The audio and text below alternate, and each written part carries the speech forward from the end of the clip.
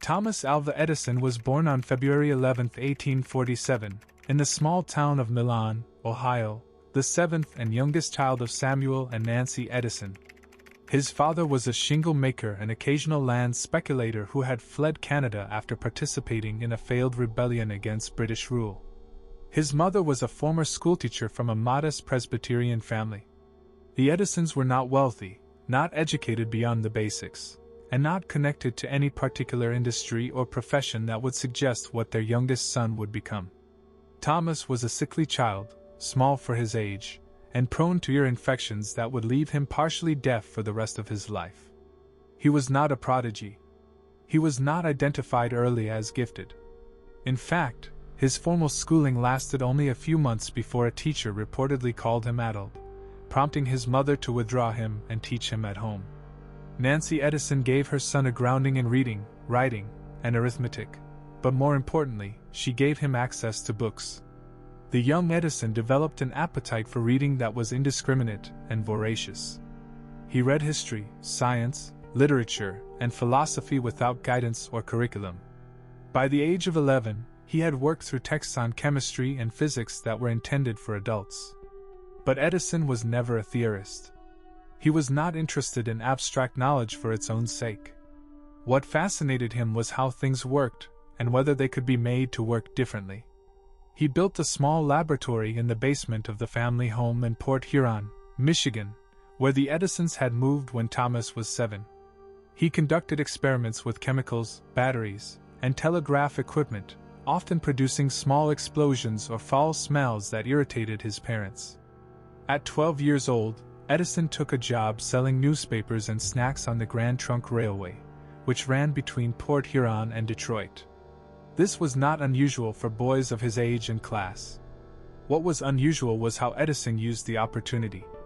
He set up a small printing press in the baggage car and began publishing his own newspaper, the Weekly Herald, filled with local news and gossip he gathered along the route.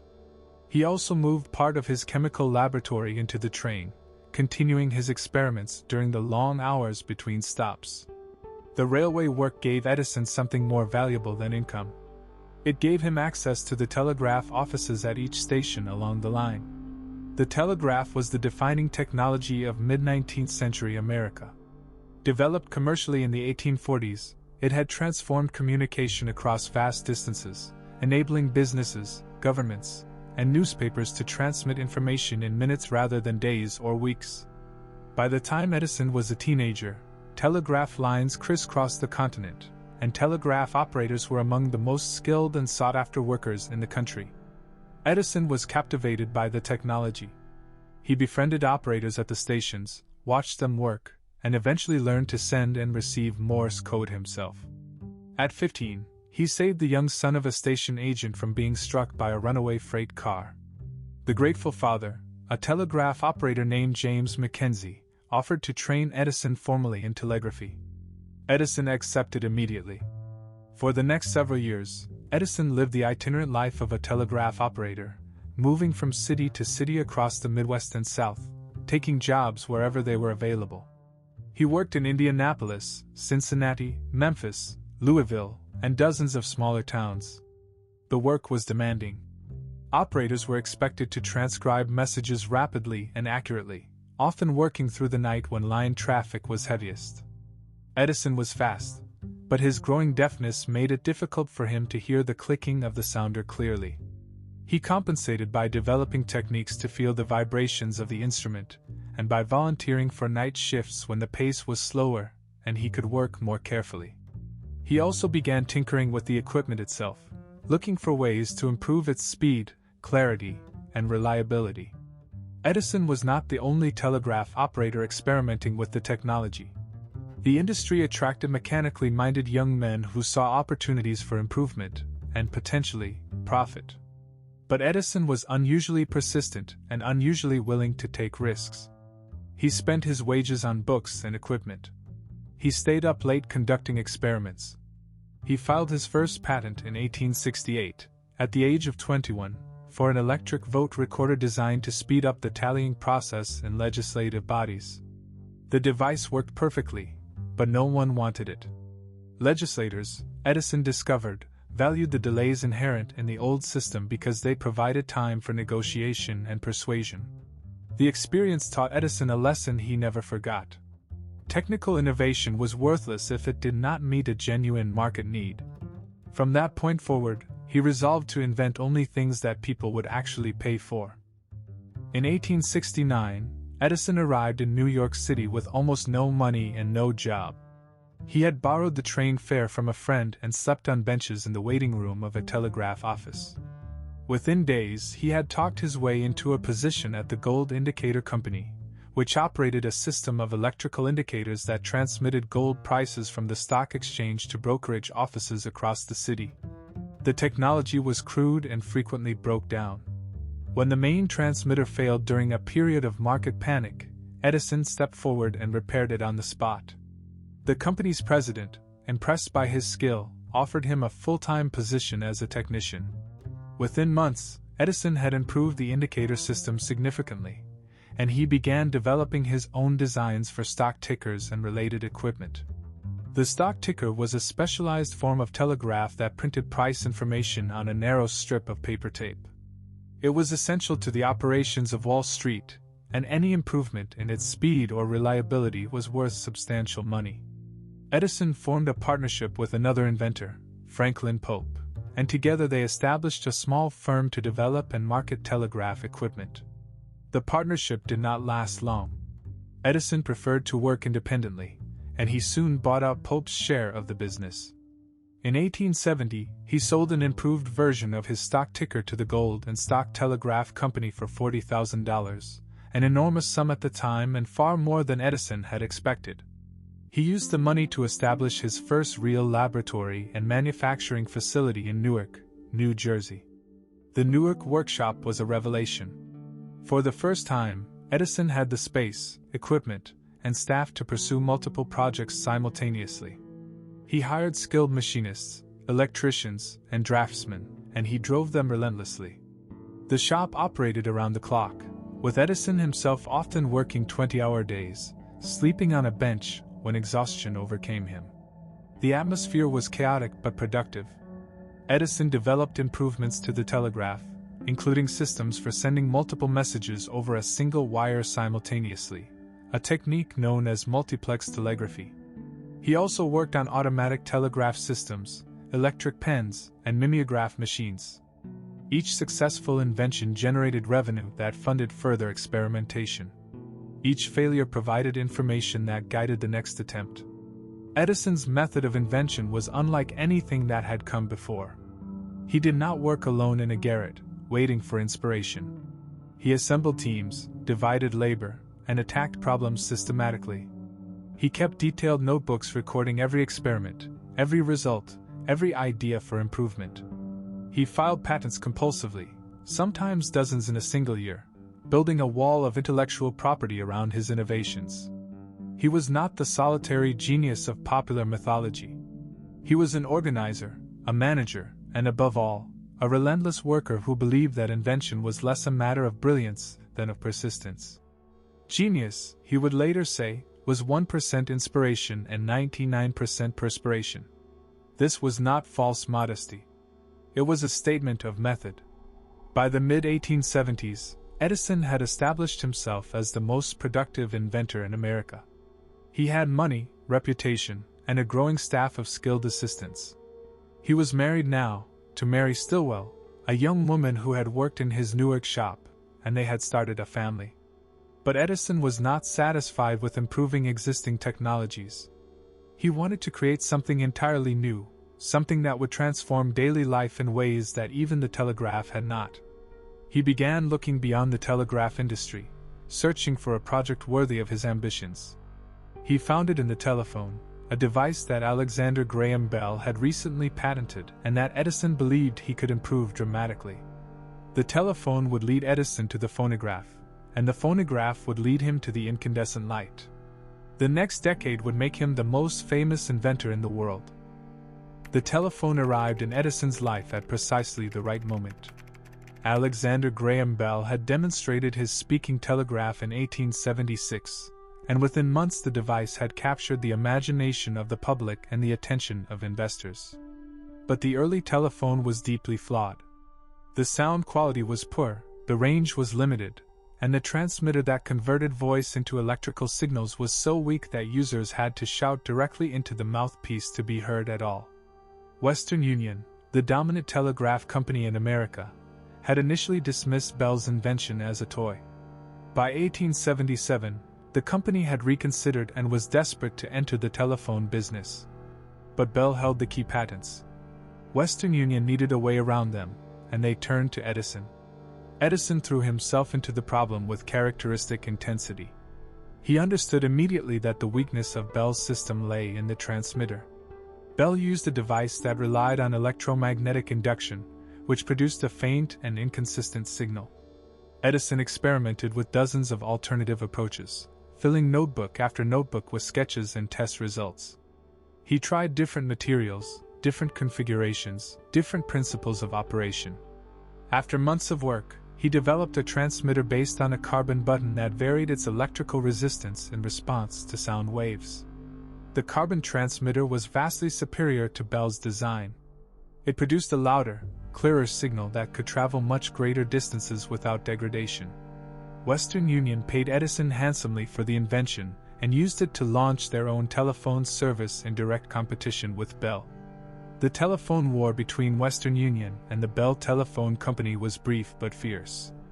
Bell sued for patent infringement, and the courts ultimately sided with him. Western Union was forced to exit the telephone business and surrender Edison's transmitter patents to Bell. But Edison had already moved on. His work on the telephone had led him somewhere unexpected.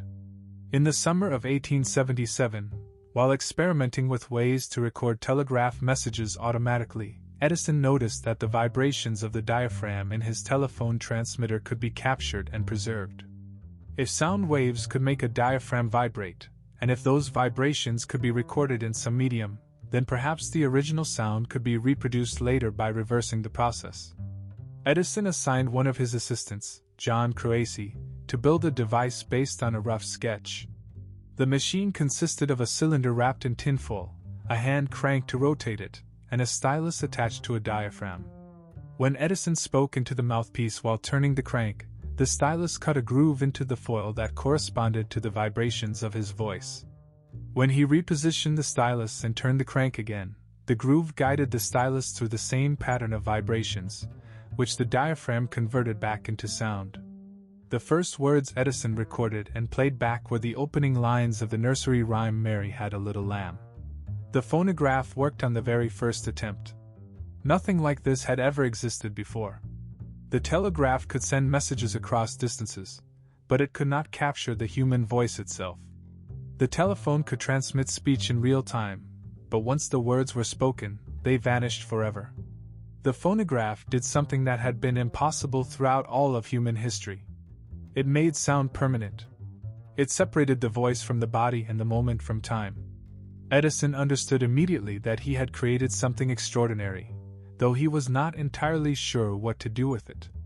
He suggested potential uses including dictation, recorded books for the blind, music boxes, speaking clocks, and even preservation of the voices of dying family members. But the tinfoil phonograph was too fragile for practical use. The recordings wore out after a few playings, and the sound quality was poor. Edison demonstrated the device to amazed audiences, filed his patents, and then set it aside to pursue what he considered a far more important project. Electric lighting had fascinated inventors and scientists for decades. The basic principle was simple. When electric current passed through certain materials, it produced heat, and if the heat was intense enough, the material would glow and emit light. Arc lamps, which created a brilliant spark between two carbon electrodes, had been used for lighthouses and streetlights since the 1850s. But arc lamps were impractical for indoor use. They were too bright, too hot, and too dangerous. They required constant adjustment as the carbon electrodes burned away. What inventors sought was a different kind of electric light, one that could replace the gas lamps and candles that illuminated homes and businesses. This meant creating an incandescent lamp, a device in which a filament would glow steadily without burning up or melting. The problem was deceptively difficult. Many inventors had tried and failed. The challenge was finding a filament material that could withstand intense heat for hours or days without disintegrating. The filament had to be enclosed in a vacuum, or inert atmosphere, to prevent it from oxidizing and burning away. The electrical resistance of the filament had to be carefully calibrated so that it would glow brightly without drawing so much current that it became impractical to power. And all of this had to be achieved at a cost low enough to compete with gas lighting. The scientific and engineering obstacles were formidable, but they were not what made the incandescent lamp truly difficult. The real challenge was systemic. A practical electric lamp was useless without a practical system to deliver electricity to it. Edison grasped this point more clearly than any of his competitors. He understood that the incandescent lamp was not a standalone product. It was a component in a vast interconnected system that would have to include generators, distribution networks, meters, switches, fuses, and wiring. The lamp itself was almost the least of the problems. What Edison proposed to create was not merely a better light bulb. It was an entirely new industry, an entirely new infrastructure, and an entirely new way of living. He would have to invent not just the lamp but everything that supported it. He would have to build the equivalent of the gas industry from scratch, and he would have to do it in a way that was economically competitive from the very beginning. In September 1878, Edison announced to the press that he would solve the problem of electric lighting within a matter of weeks. The announcement was wildly premature and almost certainly deliberate. Edison understood the power of publicity. By making bold claims, he attracted investors, demoralized competitors, and created pressure on himself and his team to deliver results. The stock prices of gas lighting companies fell sharply on news of Edison's announcement. Investors lined up to fund his research. Within weeks, Edison had secured commitments from some of the wealthiest men in America, including J.P. Morgan and the Vanderbilt family. He used the money to establish a new research facility in Menlo Park, New Jersey, a rural hamlet about 25 miles south of Newark. The Menlo Park Laboratory would become the most famous invention factory in history. Menlo Park was purpose-built for systematic invention. The main building was a long, two-story wooden structure filled with workbenches, machine tools, chemical supplies, and electrical equipment. Edison assembled a team of skilled experimenters, machinists, glassblowers, and mathematicians. He worked alongside them, often sleeping in the laboratory for days at a time, driving the team through thousands of experiments. The atmosphere was informal but intense. Edison encouraged collaboration, rewarded results, and tolerated failure as long as it produced useful information. The men who worked at Menlo Park were not employees in the conventional sense. They were participants in a collective enterprise, bound together by Edison's vision and by the shared excitement of creating something unprecedented. The search for a practical incandescent lamp consumed more than a year of sustained effort. Edison and his team tested thousands of materials for use as filaments, including platinum, carbon, and various metal alloys. They experimented with different vacuum levels, different lamp shapes, and different electrical configurations. Each failure narrowed the range of possibilities and pointed toward new avenues of investigation. Edison's notebooks from this period record an almost obsessive attention to detail, with meticulous notes on every variable and every result. The work was tedious, repetitive, and often discouraging. But Edison never wavered in his conviction that the problem was solvable and that he would be the one to solve it. By the fall of 1879, Edison and his team had made critical breakthroughs. They had developed vacuum pumps capable of removing enough air from the glass bulb to prevent the filament from burning. They had identified carbonized bamboo as a filament material that could glow for hundreds of hours without disintegrating. On October 21, 1879, Edison tested a lamp with a carbonized cotton thread filament that burned for more than 13 hours. Within weeks, he had improved the design to achieve burn times of over 100 hours. The incandescent lamp was no longer a laboratory curiosity. It was a practical device, ready to be manufactured and sold. Edison invited reporters and dignitaries to Menlo Park for a public demonstration on New Year's Eve 1879. The laboratory and the surrounding streets were illuminated by dozens of incandescent lamps, glowing steadily in the winter darkness. The effect was magical. Visitors described the light as soft, warm, and utterly unlike anything they had seen before. The gas lamps that lined the streets of nearby towns seemed harsh and flickering by comparison. The newspapers declared Edison a wizard, a genius, a modern Prometheus who had captured lightning in a bottle. The Wizard of Menlo Park had announced himself to the world. The incandescent lamp was a technical triumph, but it was only the beginning. Edison had always understood that the lamp was useless without a system to power it, and now he turned his attention to building that system. The challenge was immense. He would need to design and manufacture dynamos capable of generating electricity on a commercial scale. He would need to create a distribution network that could deliver current safely and reliably to homes and businesses. He would need to develop meters to measure consumption, switches to control circuits, fuses to prevent fires, and sockets to connect lamps. Every component of this system had to be invented, tested, manufactured, and integrated with every other component. Nothing like it had ever been attempted before. Edison approached the problem with the same systematic intensity he had applied to the lamp itself. He established a series of manufacturing companies, each responsible for a different component of the electrical system. The Edison Electric Lamp Company would produce bulbs.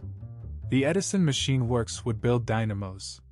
The Edison Electric Tube Company would manufacture the underground conduits that would carry wires beneath city streets.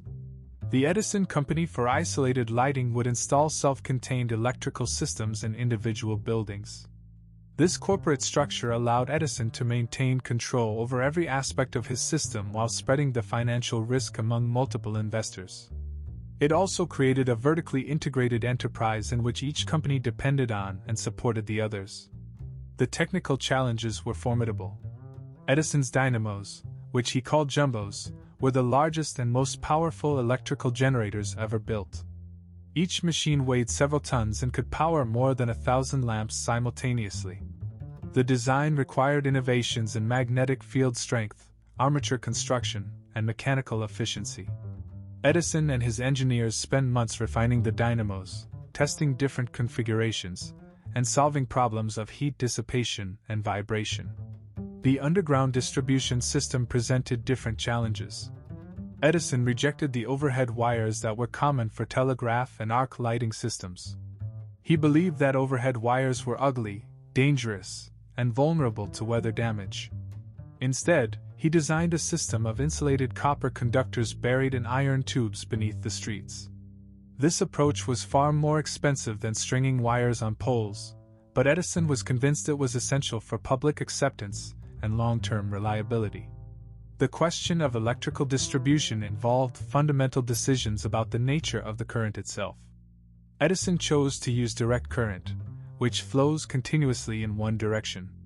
Direct current was well understood, relatively safe, and compatible with the batteries and motors that Edison had worked with throughout his career. It was also limited in range. Direct current loses voltage as it travels through wires, which meant that Edison's power stations would have to be located close to the customers they served. This was acceptable for dense urban areas, where many customers could be packed into a small radius, but it would prove problematic for expansion into less concentrated markets. Edison either did not foresee this limitation or believed it could be overcome through incremental improvements.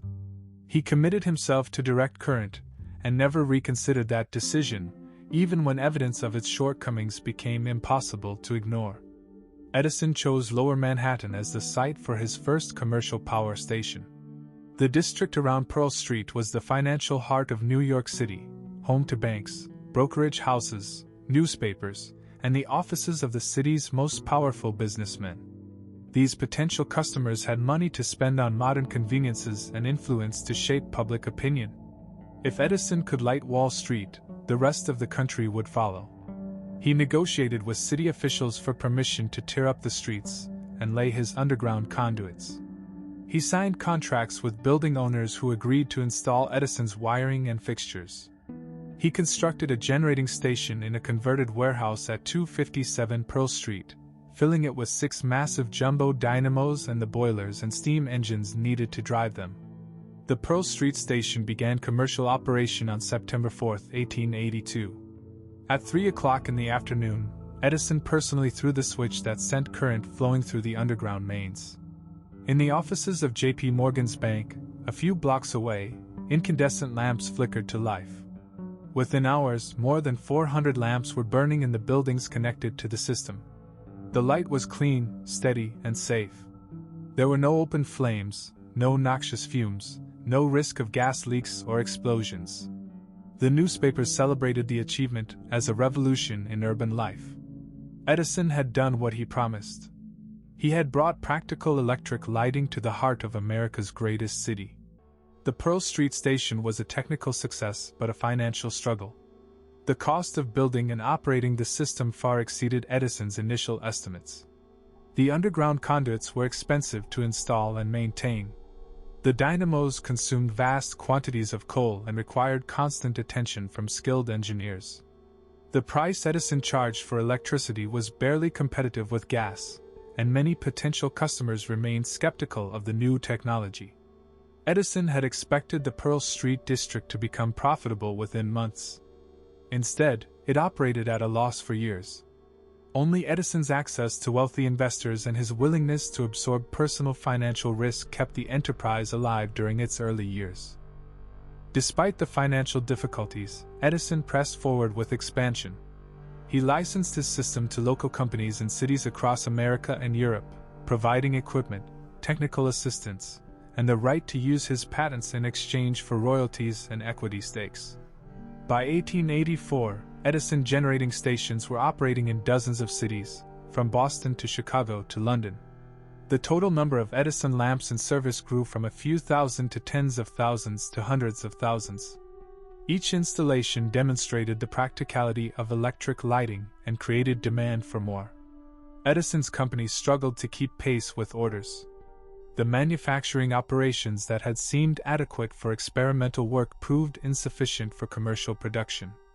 Edison expanded his factories, hired more workers, and invested heavily in machinery and tooling. The demands of building an industry consumed Edison's time and energy. He spent less time in the laboratory and more time in boardrooms, negotiating with investors, managing subordinates, and fighting legal battles over patents. The creative work that had always been the center of his life became increasingly peripheral. Edison found this shift frustrating.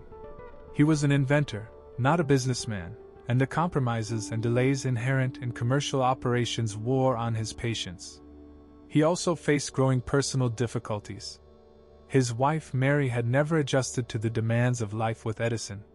She was often alone while he worked through the night at the laboratory or traveled to oversee installations. Her health declined throughout the early 1880s, and in August 1884, she died suddenly at the age of 29. Edison was devastated. He threw himself even more completely into his work, using activity to escape grief. Within 2 years, Edison had remarried. His second wife, Mina Miller, was the daughter of a successful Ohio industrialist. She was 20 years younger than Edison, well-educated, and socially sophisticated in ways that Mary had never been. Mina brought stability and organization to Edison's chaotic domestic life. She also brought connections to a world of wealth and respectability that Edison had only glimpsed from the outside. The couple purchased a grand estate in West Orange, New Jersey, and Edison began planning a new laboratory complex that would dwarf anything he had built before. The West Orange Laboratory, completed in 1887, covered more than 2 acres and employed hundreds of workers. It was the largest and best-equipped private research facility in the world, a factory for invention that would remain the center of Edison's operations for the rest of his life. The move to West Orange coincided with a shift in the electrical industry that would ultimately diminish Edison's role in the enterprise he had created. Other inventors and entrepreneurs had entered the field, attracted by the enormous potential of electric power. Among them was a young Serbian immigrant named Nikola Tesla, who had briefly worked for Edison before striking out on his own. Tesla championed an alternative approach to electrical distribution based on alternating current, which periodically reverses direction rather than flowing continuously like direct current. Alternating current had a crucial advantage. It could be easily transformed to higher voltages for long-distance transmission, then stepped back down to safer levels for use in homes and businesses. This meant that a single generating station using alternating current could serve customers across a much wider area than Edison's direct current system allowed. Edison dismissed alternating current as dangerous and impractical. He pointed to the higher voltages involved and warned that alternating current would electrocute careless users. He launched a public campaign against the technology, sponsoring demonstrations in which animals were killed with alternating current to illustrate its dangers. He lobbied against the adoption of alternating current for electric chairs, arguing perversely that its use for executions proved how deadly it was. The campaign was ugly and ultimately unsuccessful. The technical and economic advantages of alternating current were too great to ignore. George Westinghouse, a Pittsburgh industrialist who had made his fortune in railroad air brakes, licensed Tesla's patents and began building alternating current systems that directly competed with Edison's installations. The battle between direct and alternating current, which the press dubbed the War of Currents, lasted through the late 1880s and into the 1890s. Edison fought tenaciously, but he was on the wrong side of both the technology and the economics. Alternating current systems were cheaper to build and could serve larger territories from fewer generating stations. As the electrical industry expanded beyond dense urban centers into suburbs and rural areas, the limitations of direct current became increasingly apparent. Edison's own financial backers grew restless. J.P. Morgan, who had been Edison's most important supporter, began maneuvering to consolidate the fragmented electrical industry under unified management. In 1892, Morgan engineered a merger between Edison General Electric and one of its largest competitors, Thomson Houston Electric. The resulting company was named simply General Electric. Edison's name was removed from the enterprise he had founded. The loss of General Electric wounded Edison deeply. He had poured more than a decade of his life into building the electrical industry, and now he found himself pushed aside by financiers who valued consolidation over innovation. Edison sold most of his shares in the new company and used the proceeds to fund other ventures. He never spoke publicly about the bitterness he felt, but he also never forgave Morgan and the other bankers who had taken his company from him. For the rest of his life, Edison avoided the electrical industry he had done so much to create. He turned his attention to other projects, seeking new fields where he could work without interference from Wall Street. The phonograph, which Edison had set aside in 1878, had not been forgotten by others. While Edison focused on electric lighting, competitors had improved on his original design and begun selling phonographs for entertainment and business use. Alexander Graham Bell and his associates developed a machine called the graphophone, which used wax cylinders instead of tin foil and produced far better sound quality. Other inventors created competing devices. By the late 1880s, a small but growing industry had emerged around recorded sound, and Edison found himself in danger of being left behind in a field he had pioneered. He returned to the phonograph with renewed energy, determined to reclaim his position. Edison's approach to the phonograph reflected his engineering instincts. He focused on improving the mechanical reliability of the device and reducing the cost of manufacturing. He developed new methods for mass-producing wax cylinders and designed phonographs that were simpler and more rugged than earlier models. He established the Edison Phonograph Company to manufacture and sell his machines, and he built a network of dealers to distribute them across the country. Edison initially believed that the primary market for phonographs would be business dictation. He envisioned offices filled with machines that would record letters and memoranda, replacing the stenographers who transcribed spoken words by hand. This vision proved mistaken. Businesses showed little interest in phonograph dictation, which was cumbersome compared to traditional methods. The real demand came from an unexpected direction. People wanted to hear music. The phonograph could capture performances by singers and instrumentalists, and reproduce them in homes, saloons, and public halls. This possibility had occurred to Edison from the beginning, but he had underestimated its commercial potential. By the early 1890s, entrepreneurs were installing coin-operated phonographs in public places, allowing customers to listen to recordings for a nickel. These phonograph parlors were immensely popular. They demonstrated that ordinary people would pay for recorded entertainment, and that the market for such entertainment was vast. Edison gradually shifted his focus from business machines to musical recordings, building studios where performers could record and developing catalogs of cylinders for sale to the public. The recording industry that emerged around the phonograph was unlike anything that had existed before. Music had always been ephemeral, experienced only in the moment of performance. Now it could be captured, duplicated, and distributed to audiences who would never see the original performers. This transformation had profound implications for musicians, for audiences, and for the nature of musical culture itself. Edison approached the industry as a manufacturer rather than an impresario. He cared about sound quality, mechanical reliability, and production efficiency. He cared less about artistic merit or popular taste. His catalogs included classical music, marching bands, comedic monologues, and popular songs, selected according to criteria that were often obscure. Edison's personal preferences ran towards sentimental ballads and what he considered wholesome entertainment. He rejected recordings he found vulgar or unpleasant, even when they might have sold well. Edison's deafness shaped his relationship with the phonograph in complicated ways. He could hear low frequencies reasonably well but struggled with higher pitches and subtle tonal variations. He listened to recordings by biting into the wooden cabinet of the phonograph, using bone conduction to sense vibrations directly. This method gave him access to sounds he could not hear through the air, but it also meant that his perception of recordings differed systematically from that of hearing listeners. Edison believed his judgment of sound quality was superior precisely because his deafness forced him to focus on fundamental tones rather than surface noise. This conviction led him to make decisions about recording technology and musical selection that sometimes puzzled or frustrated his customers and employees. The phonograph faced competition from a rival technology that would ultimately displace it. Emil Berliner, a German immigrant working in Washington, had developed a system that recorded sound on flat discs rather than cylinders. The disc format had significant advantages. Discs were easier to manufacture in large quantities using a stamping process similar to that used for printing. They were easier to store and ship. They could hold longer recordings on each side. And they could be played on machines that were simpler and cheaper than cylinder phonographs. Berliner's gramophone and the disc records it played gradually gained market share throughout the 1890s and 1900s.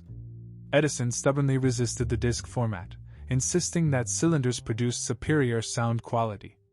He continued manufacturing cylinder phonographs and records long after the market had clearly shifted toward discs. Edison finally introduced his own disc phonograph in 1912, more than a decade after competitors had established the format. The Edison Diamond disc was technically impressive, with better sound reproduction than most competing systems. But Edison's discs were incompatible with other manufacturers' machines, and his catalogs remained limited by his personal taste. The company never achieved the market position that Edison had hoped for. By the 1920s, the phonograph industry itself was under threat from a new technology. Radio broadcasting, which began commercial operation in 1920, offered music and entertainment without the need to purchase recordings. Listeners could simply tune in and hear performances transmitted through the air. The phonograph industry contracted sharply, and Edison's company struggled along with its competitors. While the phonograph occupied much of Edison's attention during the 1890s and 1900s, he also pursued other projects with varying degrees of success. One of the most ambitious and least successful was his attempt to revolutionize iron ore mining. Edison had long been interested in the mining industry, which consumed enormous quantities of equipment and materials. He believed that low-grade iron ore deposits in New Jersey, which conventional methods could not process economically, could be exploited using new magnetic separation techniques. He invested millions of dollars in developing equipment and building a massive ore processing facility in the hills of northwestern New Jersey. The operation employed hundreds of workers and consumed years of Edison's time and energy. The ore milling venture was a disaster. The technology worked, but the economics did not. Just as Edison's facility approached full operation, new high-grade iron ore deposits were discovered in the Mesabi Range of Minnesota. These deposits could be mined cheaply using conventional methods, and they flooded the market with ore that undercut Edison's prices. The New Jersey operation could not compete. Edison shut down the facility and absorbed losses that consumed much of his personal fortune. He later claimed that he had enjoyed the challenge and learned valuable lessons from the experience. This may have been true, but the failure also demonstrated the limits of Edison's approach to invention. Technical ingenuity could not overcome unfavorable economic conditions or unpredictable shifts in commodity markets. Edison salvaged what he could from the ore milling failure by redirecting the technology towards cement production. The crushing and grinding equipment he had developed for processing iron ore proved well suited for manufacturing Portland cement, which was increasingly in demand for construction. Edison established the Edison-Portland Cement Company and built a large plant in New Jersey that became one of the most productive cement operations in the country. He also developed new applications for cement, including poured concrete houses that could be manufactured cheaply and quickly. The concrete house project attracted considerable publicity but little commercial success. Edison envisioned mass-produced housing for working families, but the construction industry proved resistant to his methods. The cement company itself was moderately profitable, though it never achieved the transformative impact that Edison had hoped for. The first decade of the 20th century found Edison wealthy, famous, and restless. He had achieved more than almost any inventor in history, but he remained driven to create, to solve problems, to prove that his methods could succeed in any field he chose. His reputation had evolved from that of a practical inventor into something closer to a national symbol. Newspapers portrayed him as the embodiment of American ingenuity, a self-made genius who had risen from humble origins to transform modern life. Edison cultivated this image carefully, giving interviews that emphasized his work ethic, his practicality, and his disdain for theoretical abstraction. He presented himself as a common man who succeeded through persistence rather than brilliance, though his actual methods were far more sophisticated than this folksy persona suggested. Edison's laboratory at West Orange continued to produce inventions throughout this period, though none matched the impact of his earlier work. He developed improved storage batteries that found applications in electric vehicles and industrial equipment. He experimented with new materials and processes for a variety of industries. He filed patents at a rate that would have been extraordinary for any other inventor but represented a decline from his earlier productivity. The age of heroic individual invention was giving way to an era of corporate research laboratories staffed by teams of specialized scientists and engineers. Edison's methods, which had seemed revolutionary in the 1870s, were becoming standard practice across American industry. The Wizard of Menlo Park had helped create a world that was beginning to move beyond him. The motion picture industry emerged from Edison's laboratory almost as an afterthought. Edison had been interested in the possibility of recording and reproducing visual images since the early 1880s, when the success of the phonograph suggested that other forms of experience might be captured and replayed. He assigned one of his most capable assistants, William Kennedy Laurie Dixon, to explore the problem. Dixon spent years experimenting with various approaches, drawing on advances in photography and on Edison's own experience with the phonograph. By 1891, Dixon had developed two devices that would become the foundation of the motion picture industry. The kinetograph was a camera that recorded moving images on strips of flexible photographic film. The kinetoscope was a viewing device that allowed a single person to watch those images through a peephole. The kinetoscope was not a projector. It did not throw images onto a screen for an audience to watch together. Instead, each viewer looked individually into the machine, watching a brief loop of film that showed simple scenes of movement.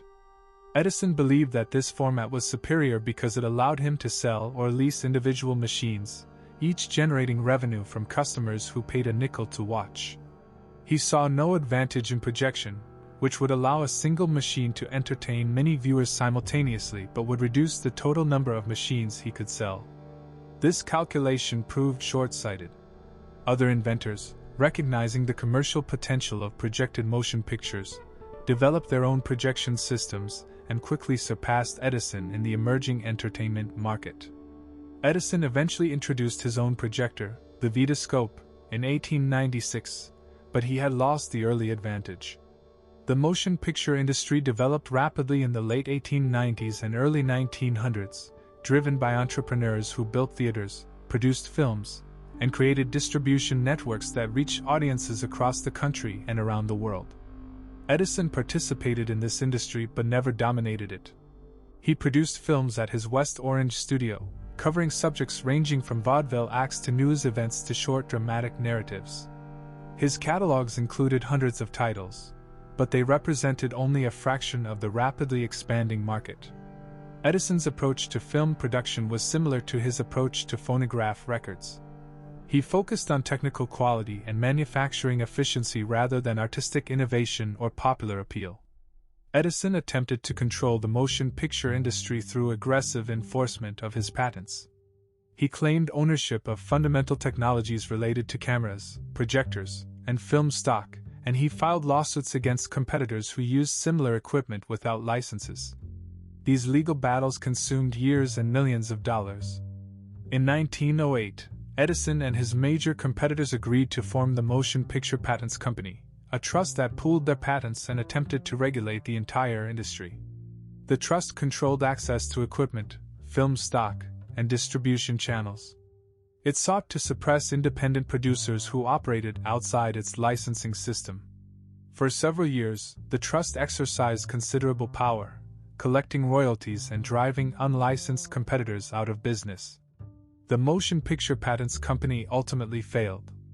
Independent producers fled to California, where they could operate beyond the easy reach of Edison's lawyers and process servers. The distance from New York and the favorable climate for year-round filming made Southern California an ideal location for the emerging film industry. A community of independent studios grew up in and around Hollywood, developing new approaches to filmmaking that the trust's members had neglected. These independents produced longer, more ambitious films with more sophisticated narratives and more elaborate production values. Audiences responded enthusiastically. By the early 1910s, the independents had captured much of the market, and the trust was struggling to maintain its position. In 1915, a federal court ruled that the Motion Picture Patents Company violated antitrust laws. The trust was dissolved, and Edison's attempt to control the film industry ended in legal defeat. Edison's relationship with motion pictures illustrated a pattern that recurred throughout his later career. He made genuine contributions to new technologies, often providing crucial early innovations that made entire industries possible. But he frequently failed to anticipate how those industries would develop or where the greatest opportunities would lie. His instinct was to maintain control through patents and manufacturing rather than to lead through creative innovation. This approach had worked in the electrical industry, where technical standards and infrastructure investments created barriers to entry. It worked less well in entertainment industries, where success depended on understanding and satisfying popular taste. Edison's deafness cut him off from the full experience of both recorded music and motion pictures. He could not hear dialogue or appreciate musical nuance. He judged films primarily by their visual clarity and technical execution, missing the emotional and narrative elements that audiences valued most. The outbreak of World War I in 1914 initially seemed distant from Edison's concerns. The United States remained neutral, and Edison continued his work on storage batteries, phonographs, and other projects. But as the war expanded and the possibility of American involvement grew, Edison became increasingly engaged with questions of military technology and industrial preparedness. He was the most famous inventor in America, and his opinions on technical matters carried weight with the public and with policymakers. In 1915, Secretary of the Navy Josephus Daniels invited Edison to chair a new naval consulting board that would advise the Navy on technological innovation and help mobilize American industry for potential military needs. Edison accepted the appointment with enthusiasm. He believed that modern warfare would be decided by technology and industrial capacity rather than by traditional military virtues. He proposed ambitious programs for developing submarines, improving naval gunnery, and detecting enemy vessels. He toured naval facilities, consulted with officers, and submitted dozens of proposals for new weapons and systems. Edison's energy and celebrity brought attention to the Naval Consulting Board, but his practical impact was limited. The Navy's professional officers were skeptical of civilian interference, and many of Edison's proposals were impractical or duplicated work already underway. Edison grew frustrated with military bureaucracy and with what he perceived as resistance to innovation. His experience on the Naval Consulting Board reinforced his distrust of formal organizations and credentialed experts. The war years also brought personal difficulties. Edison was approaching 70, and though he remained vigorous, he could not sustain the punishing work schedule that had characterized his younger years. His companies faced new competitive pressures as the industries he had helped create matured and consolidated. The phonograph business struggled against radio and against disc record competitors. The motion picture operations had been marginalized by the Hollywood studios. The storage battery business remained profitable but faced growing competition from improved lead-acid batteries. Edison's role in American industry was increasingly symbolic rather than substantive. He was honored as a pioneer and a national treasure, but the cutting edge of technological innovation had moved elsewhere. Edison's public image reached its peak during the 1920s. He was celebrated as the greatest inventor in American history, a living link to the heroic age of technological progress. Newspapers and magazines published admiring profiles. Schools taught children about his achievements. Corporations invoked his name and image to associate themselves with innovation and progress. Edison played the role of beloved elder statesman, granting interviews, posing for photographs, and offering opinions on subjects ranging from education to religion to diet. He remained mentally sharp and physically active, though his deafness had become nearly total and he communicated primarily through written notes. In 1929, the nation celebrated the 50th anniversary of the incandescent lamp with an elaborate ceremony at Greenfield Village, a historical museum that Edison's friend Henry Ford had built in Dearborn, Michigan. Ford had reconstructed Edison's Menlo Park laboratory on the museum grounds, moving the original buildings from New Jersey and furnishing them with equipment and artifacts from Edison's early career. The anniversary celebration brought together President Herbert Hoover, industrial leaders, scientists, and dignitaries from around the world. Edison, now 82 years old, reenacted his 1879 demonstration, creating a working incandescent lamp while the assembled guests watched. The ceremony was broadcast by radio to millions of listeners across the country. It was a triumph of nostalgia, a celebration of an era that had already passed. The anniversary celebration masked the declining state of Edison's business empire. The phonograph company had ceased to be profitable and would soon stop manufacturing. The other Edison companies were struggling or had been absorbed by larger competitors. The stock market crash of October 1929, which occurred just weeks after the anniversary celebration, plunged the American economy into depression and destroyed what remained of Edison's personal fortune. Edison himself was largely insulated from these difficulties.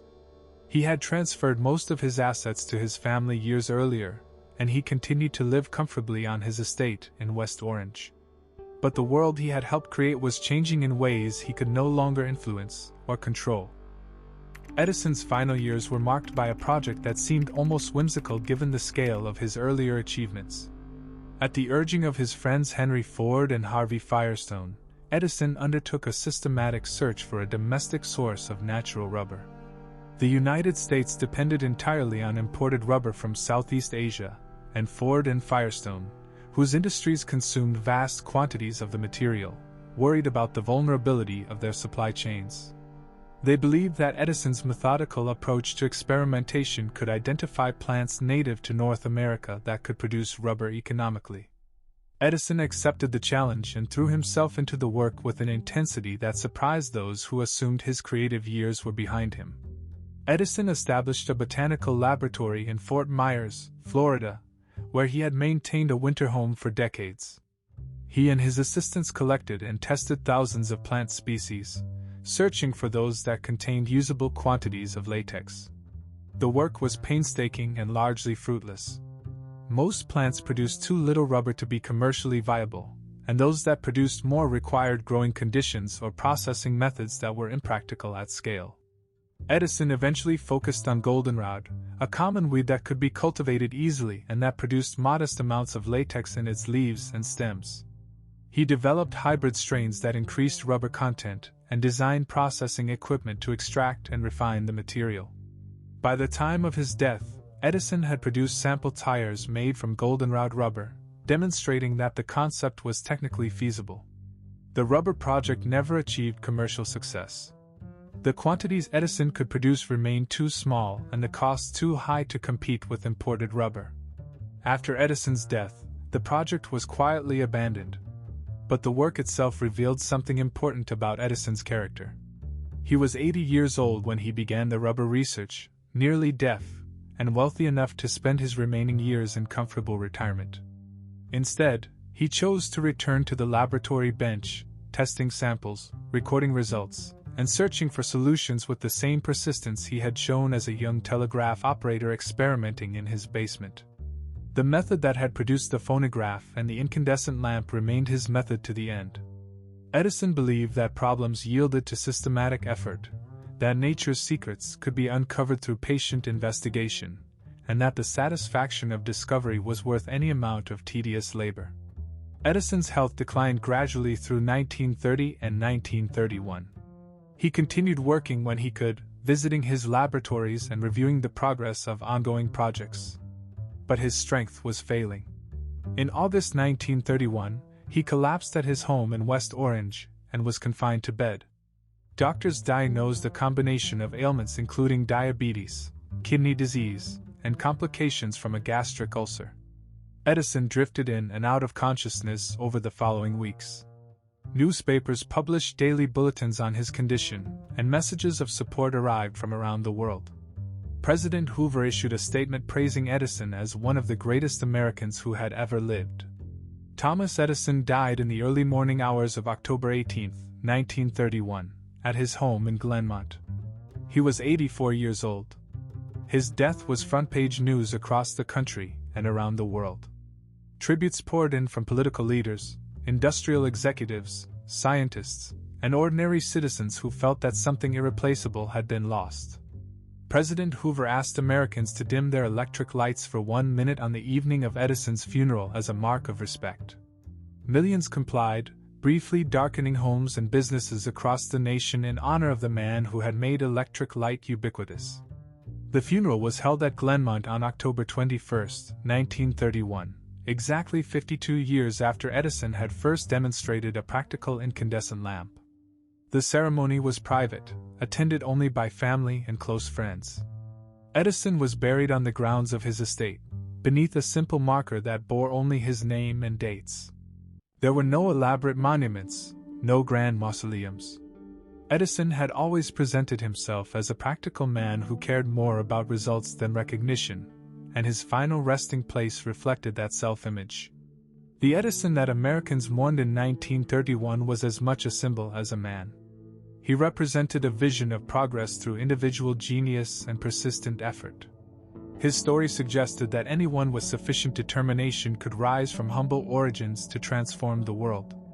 This narrative was not entirely accurate. Edison had benefited from fortunate circumstances, including the rapid expansion of the telegraph industry during his youth and the availability of wealthy investors who funded his most ambitious projects. His success depended on the work of hundreds of skilled assistants whose contributions were often obscured by Edison's celebrity. And his methods, however effective in their time, were being superseded by new approaches to research and development that emphasized scientific theory and collaborative teamwork over individual intuition and trial-and-error experimentation. Nevertheless, Edison's achievements were genuine and substantial. He held more than 1,000 United States patents, more than any other individual inventor in American history. His inventions and improvements touched virtually every aspect of modern life. The phonograph created the recorded music industry. The motion picture camera and projection systems launched the film industry. The incandescent lamp and the electrical distribution systems that supported it transformed how people lived and worked. Edison did not invent electricity or discover the principles that made his devices function. But he understood, better than almost anyone of his era, how to transform scientific knowledge into practical technologies, and how to organize the process of invention itself.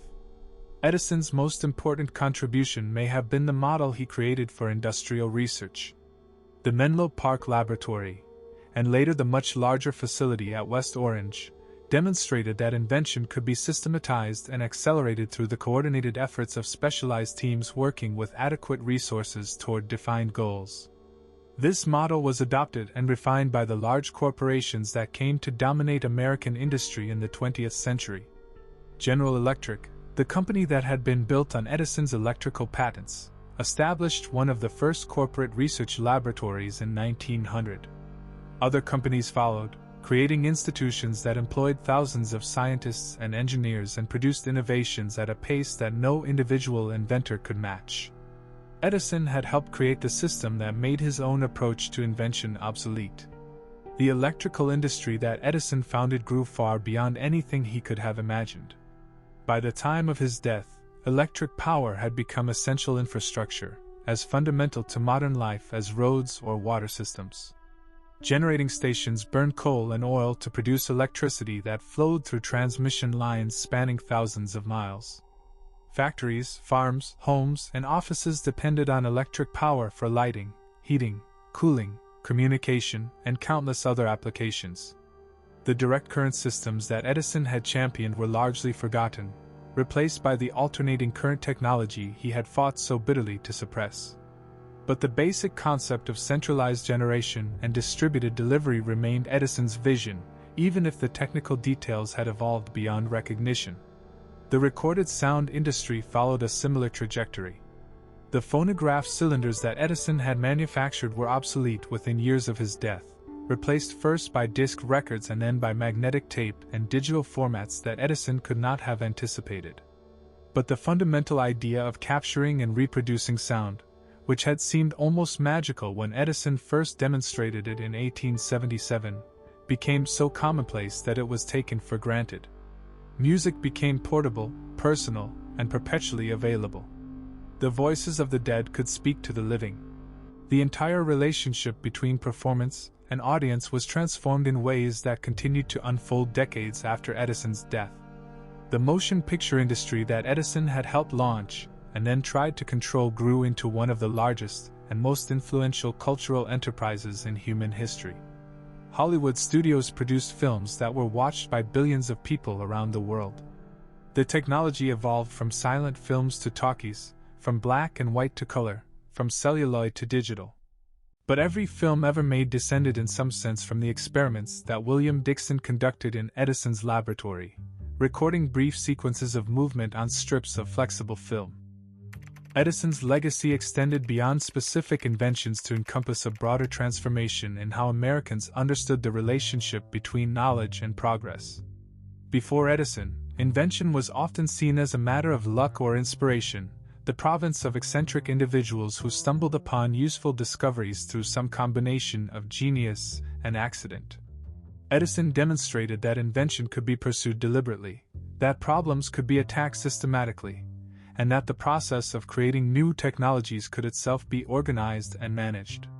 This insight proved more durable and more influential than any particular device that emerged from his laboratories. The mythology that surrounded Edison during his lifetime and after his death sometimes obscured the complexity of his actual achievements.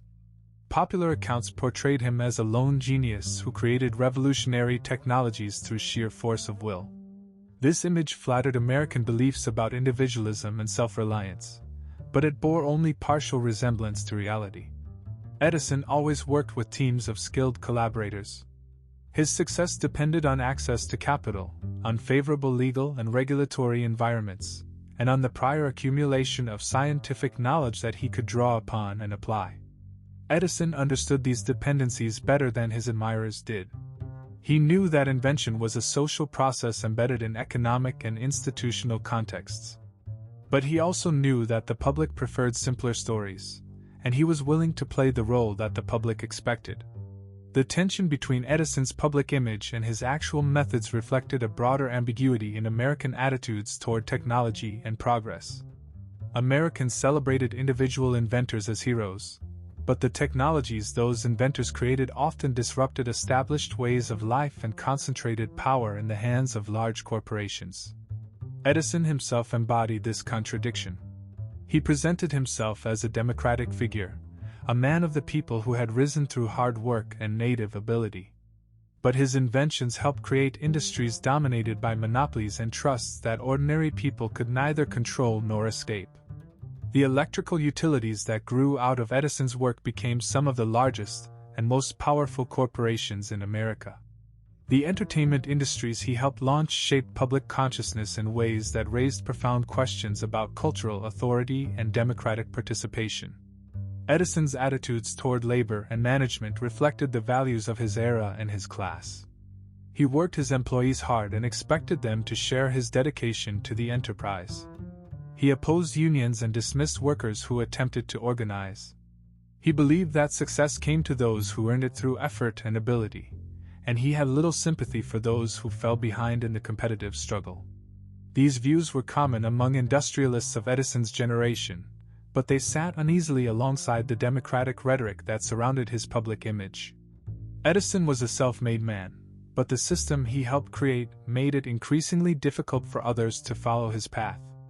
The age of heroic individual invention gave way to an age of corporate research laboratories, professional credentials, and institutional hierarchies that limited opportunities for those without formal education or social connections. Edison's relationship with science was complicated and sometimes contentious. He had little formal education and no training in mathematics or theoretical physics. He distrusted abstract reasoning and preferred practical experimentation to theoretical speculation. His methods were empirical rather than deductive, proceeding through systematic trial and error rather than from first principles. This approach served him well in many contexts. Edison's willingness to test thousands of materials in his search for a suitable lamp filament exemplified a persistence that more theoretically minded investigators might not have sustained. But his empiricism also led him astray. His stubborn commitment to direct current reflected a failure to understand the theoretical advantages of alternating current, advantages that were clear to engineers with stronger mathematical training. Edison's distrust of theory became more costly as the technologies he worked with became more complex and as scientific understanding of electricity, chemistry, and other fields advanced beyond the intuitive grasp of even the most experienced practical inventor. The contrast between Edison and his contemporaries in the scientific community illuminated different visions of how knowledge should be organized and pursued. Edison represented an older tradition of practical invention, rooted in craft skills and workshop experience. The emerging scientific establishment represented a newer model based on formal education, theoretical frameworks, and institutional credentials. Edison resented the condescension he sometimes encountered from academic scientists, and he took satisfaction in demonstrating that practical results mattered more than theoretical elegance. But the balance of power was shifting against him. The great technological achievements of the 20th century would increasingly emerge from institutions that combined theoretical sophistication with practical capability, from corporate laboratories, research universities, and government agencies that could mobilize resources on scales that individual inventors could not match. Edison's personal qualities continued to fascinate observers long after his death. His energy, persistence, and self-confidence were legendary. He worked extraordinarily long hours throughout his life, often sleeping only a few hours each night and taking brief naps during the day to maintain his pace.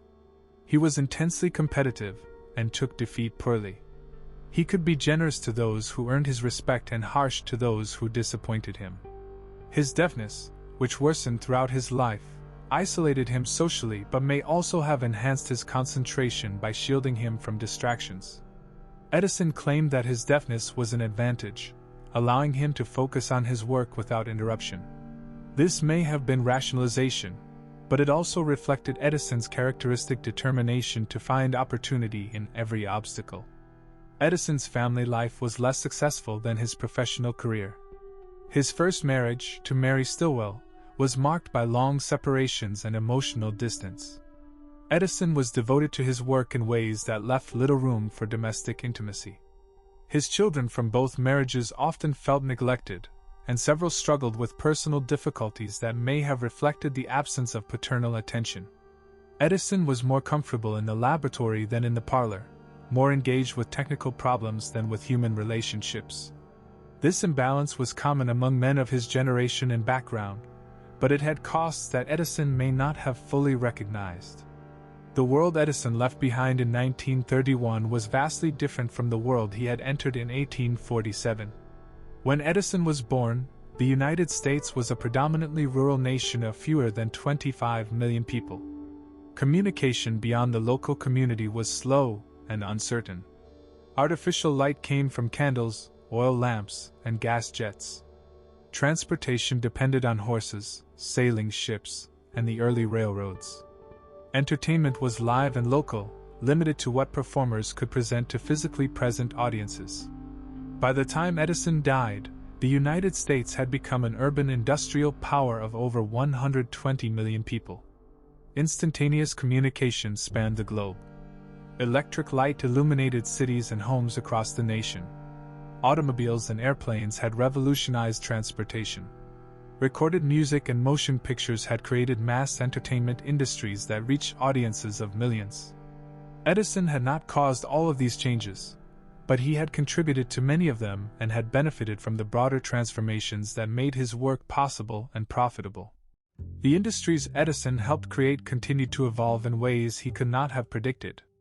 Radio broadcasting, which had emerged in the 1920s to challenge his phonograph business, gave way to television in the decades after his death. Television transformed entertainment and information distribution even more profoundly than film or recorded music had done. The electrical grid expanded and interconnected, becoming a continental system of generation and distribution that operated continuously and reliably. Computers, which emerged from wartime research projects in the 1940s, eventually transformed every aspect of technology and society. The digital revolution that reshaped the late 20th and early 21st centuries owed little to Edison directly, but it built upon the electrical and electronic foundations that his generation had established. The assessment of Edison's place in history has shifted over the decades since his death. The heroic narrative that dominated during his lifetime and immediately afterward gradually gave way to more nuanced evaluations. Historians documented the contributions of Edison's many collaborators and assistants, demonstrating that the inventions attributed to Edison alone were in fact collective achievements. They examined his business practices, including his aggressive enforcement of patents and his attempts to suppress competitors, and found a figure more complicated than the benevolent genius of popular mythology. They traced the social and environmental consequences of the industries he helped create, from the labor conditions in early electrical manufacturing to the long-term effects of fossil fuel consumption for power generation. Edison emerged from this scrutiny as a figure of genuine accomplishment, but also of significant limitation, a man who embodied both the possibilities and the costs of American industrial capitalism. Edison's approach to invention, which had seemed so revolutionary in the 1870s and 1880s, became the standard model for industrial research and development. Large corporations established laboratories that systematized the process Edison had pioneered, employing teams of scientists and engineers who pursued innovation as a routine business function rather than as an individual calling. These corporate laboratories produced many of the transformative technologies of the 20th century, from transistors and integrated circuits to synthetic materials and pharmaceutical compounds. The individual inventor working alone in a workshop became increasingly rare, replaced by institutional structures that could mobilize resources and expertise on scales that Edison could never have matched. In this sense, Edison's greatest invention may have been the invention factory itself, the organizational model that made systematic innovation possible. The electrical industry that Edison founded transformed daily life in ways so profound that they became invisible through familiarity. Electric light extended productive hours beyond sunset, enabling factories to operate around the clock and allowing families to read, work, and socialize after dark. Electric power drove motors that replaced human and animal labor in countless applications, from manufacturing to agriculture to household chores. Air conditioning made hot climates habitable and enabled population growth in regions that had previously been marginal.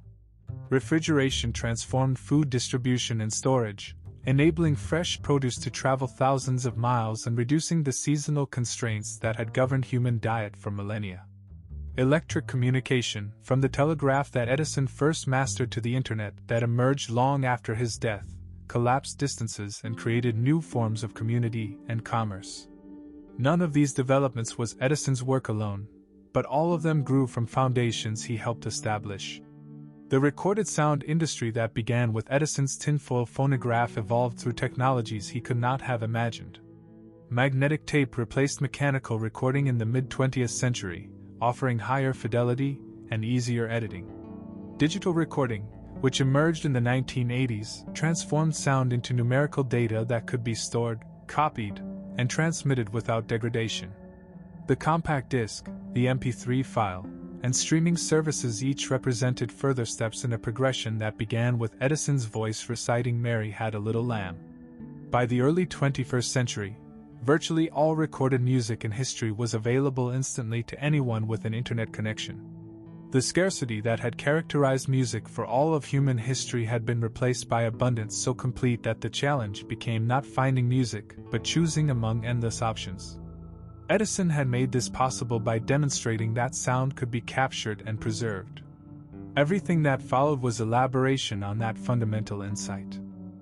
The motion picture industry that grew from Edison's kinetoscope became one of the most powerful cultural forces of the modern era. Films shaped how people understood the world, providing shared references and common experiences that crossed boundaries of geography, language, and class. The stars of cinema became global celebrities, their images and personas recognized by billions of people who would never meet them. The business of filmmaking grew into an enterprise worth hundreds of billions of dollars annually, employing millions of workers and generating content consumed by audiences on every continent. Edison had grasped only dimly the potential of moving pictures when he first demonstrated the kinetoscope. He had seen a novelty, a coin-operated amusement that would generate steady if modest revenues. He had not foreseen an art form that would rival literature and theater, an industry that would reshape global culture, a technology that would evolve through sound, color, widescreen formats, computer-generated imagery, and immersive virtual environments. The gap between Edison's imagination and the eventual reality measured the distance between invention and consequence, between the moment of creation and the long unfolding of historical change. Edison's name remained associated with invention and innovation long after the specific technologies he created had become obsolete or been absorbed into systems so ubiquitous that their origins were forgotten. Companies invoked Edison in their marketing, suggesting continuity with a tradition of practical American ingenuity. Schools and educational programs bore his name, encouraging young people to pursue careers in science and engineering. The Edison Medal, established in 1904, remained one of the most prestigious awards in the electrical engineering profession. The mythology of the lone inventor working through the night, testing thousands of possibilities until success emerged from persistence and inspiration, retained its hold on the American imagination even as the reality of technological innovation moved ever further from that romantic image. The centennial of the incandescent lamp in 1979 and the sesquicentennial of Edison's birth in 1997 occasioned renewed attention to his life and legacy. Scholars produced detailed biographies drawing on the vast archive of Edison's papers, which had been preserved and catalogued at institutions across the country. Museums mounted exhibitions displaying his inventions and reconstructing his laboratories. Popular accounts retold his story for new generations, sometimes emphasizing his achievements, sometimes highlighting his failures and limitations, but always acknowledging his central role in shaping the modern world. Edison had become a historical figure in the fullest sense, a subject of ongoing interpretation whose meaning shifted with the concerns and perspectives of successive generations. The physical traces of Edison's life gradually disappeared or were transformed into historical monuments. The Menlo Park Laboratory, which Henry Ford had moved to Greenfield Village in 1929, became a museum exhibit where visitors could see the space where the phonograph and incandescent lamp were developed. The West Orange Laboratory Complex, far too large to relocate, was preserved as a National Historical Park, offering tours of the machine shops, chemistry laboratories and library where Edison had worked for more than 4 decades. The homes in Milan and Port Huron where Edison had spent his childhood were maintained as historic sites. These physical memorials served as anchors for memory, places where the abstract narrative of Edison's life could be connected to tangible objects and specific locations. Thomas Edison died believing that his work had improved the human condition. He had spent his life creating devices that reduced labor, extended leisure, and expanded the possibilities of human experience. He had little patience for philosophical doubt about the value of technological progress. The problems created by new technologies, he believed, could be solved by further innovation.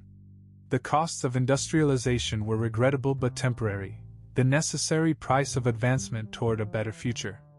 This faith in progress through technology was characteristic of Edison's era and remained influential long after his death. But it also came under increasing challenge from critics who questioned whether technological change necessarily improved human welfare, who pointed to environmental degradation, social disruption, and spiritual impoverishment as consequences of the industrial transformation that Edison had helped advance. The debate over technology and progress continues, and Edison remains a reference point in that ongoing conversation. His life demonstrated what determined, systematic effort could achieve. His inventions transformed daily existence for billions of people. His methods established patterns that shaped technological innovation for more than a century.